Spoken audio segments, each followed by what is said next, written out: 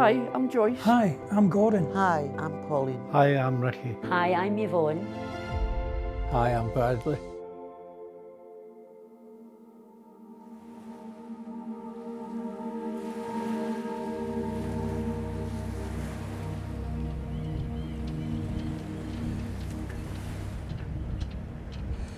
My mum used to go walks and that, but we'd go along straight to Portobello and along the promenade, turn around and come back again, just for the sake of it, really, just to get out the house.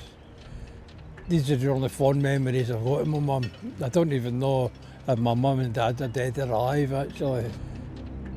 The memories of my mum and my son were watching her smoking doughts with an ashtray. So I started robbing houses, and if I got £60, I get, Mum, there's £30, go get yourself something to eat. That's when my mum came for Bernardo's children's home. She never managed to break the cycle of broken homes. She just couldn't function.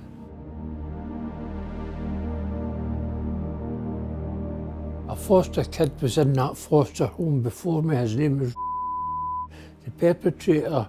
Must have thought he had won me over, and he dropped his guard and bragged to me. I done it to as well. He was targeting children in this foster home because there was animosity between him and the foster mother. But nobody voiced their concerns that I ran away 4 times to be brought back to the same situation.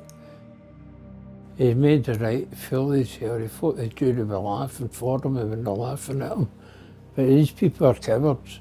He showed me that in court when he collapsed in the dock when he got sentenced.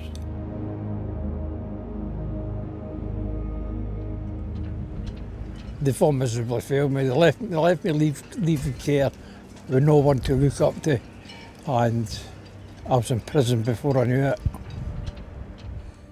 Nobody else has been through something like this that I know.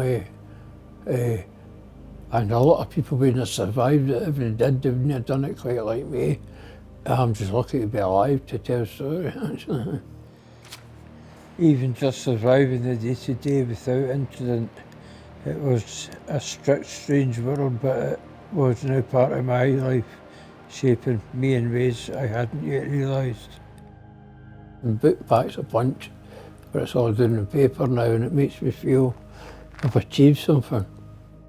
I wrote all by ink, and I handed it over. Then Mary edited it, and she sent me a copy to read to see if I was happy with it, and I was. Bradley was amazingly brave. The trauma going in is like a splinter going in, and the trauma when you're coming out, when you're talking about it, you're writing about it, it's like pulling the splinter out again. It's gonna hurt. So it is an incredibly brave process. It creates change and makes other people have a better life after it. That's what we're trying to do with the books we're helping people write. It doesn't change what happened, but it does change how you see it. I've survived, and I continue to grow stronger with each passing day.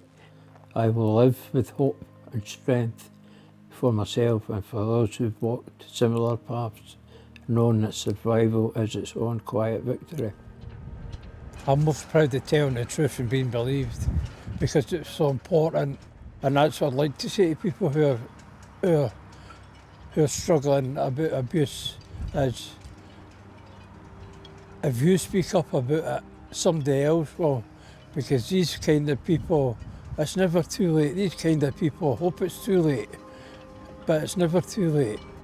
There may be others to speak up about it if you've got that chance, because it's important.